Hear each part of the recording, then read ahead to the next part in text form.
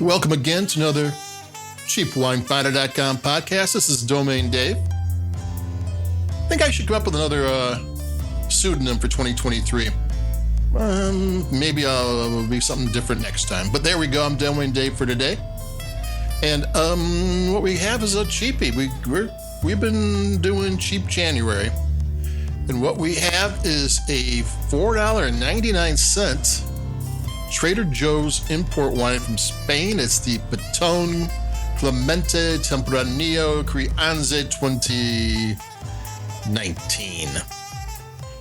How they make a wine in Spain and ship it to your local Trader Joe's for $4.99, I don't know. And the Crianza part of it in the name, they classify their wines in Spain, not everywhere, but most of the places, by aging. And Crianza in La Mancha, this is from La Mancha, the La Mancha DO. This is a DO wine. It's $4.99, and it did all the rules and regulations of the La Mancha DO. That's the Department of Origin or whatever in Spain.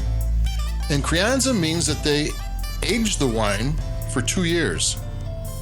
6 months in oak, at least 6 months in oak, can be more.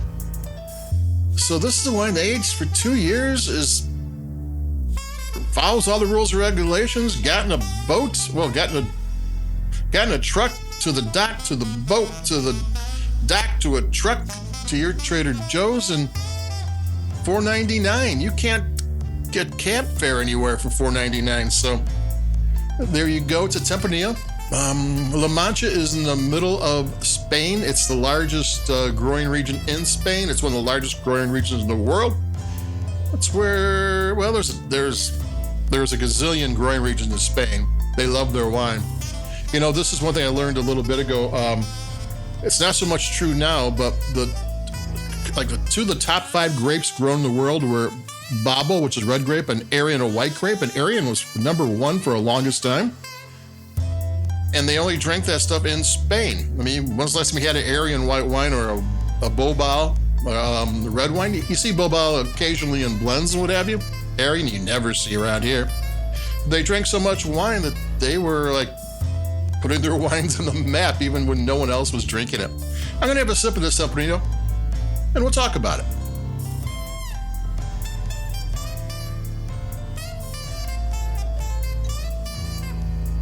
I mean, how can you complain about a $4.99 wine that actually tastes pretty good? It's just blackberry, it's got some chocolate.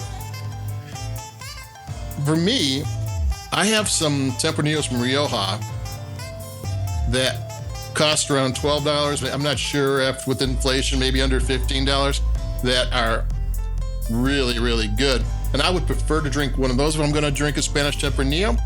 A $4.99 wine is, this one's kind of doesn't have the brightness, it's not alive. Sometimes these Tempranillos are just like juicy and rich and exciting in your glass, and this one it's blackberry. It's a wine. It does what wine does, but it's $4.99. So how can you complain about a wine that's $4.99 that actually tastes good? And I would actually pair this. Trader Joe's, and I haven't bought it in a while. I used to have a Spanish cheese sampler because the cheeses in Spain are worth looking out for. This would really do nicely with that. I mean, maybe the cheeses would be more important than the wine in that case, and this would just help you eat the cheese. But yeah, that would work. I mean, you don't want, if you're exploring the cheeses, because they have some great cheeses there, you don't want to lose your focus with a cool wine. And this is perfectly drinkable. This is great for a steak burrito. This is great. I mean, like I said, it's not my favorite red wine but it's $4.99, and I can't really think of anything wrong with it. I'm gonna take a sip. I mean, it just doesn't. It's not bright and exciting. That's the one thing I don't like about it. But do I like it as a $4.99 Tempranillo that I could have with cheese, and I could have with tacos, and I could have with a Chipotle burrito or something? Yeah, I mean, I don't know if I want to drink this sipping. I don't think this is a Netflix wine or whatever. I mean, I think you do want food with this, but that's not anything bad either. A $4.99 food wine, and I would have this. I mean, this would do a meal, in the right the right perspective, this would do a meal proud.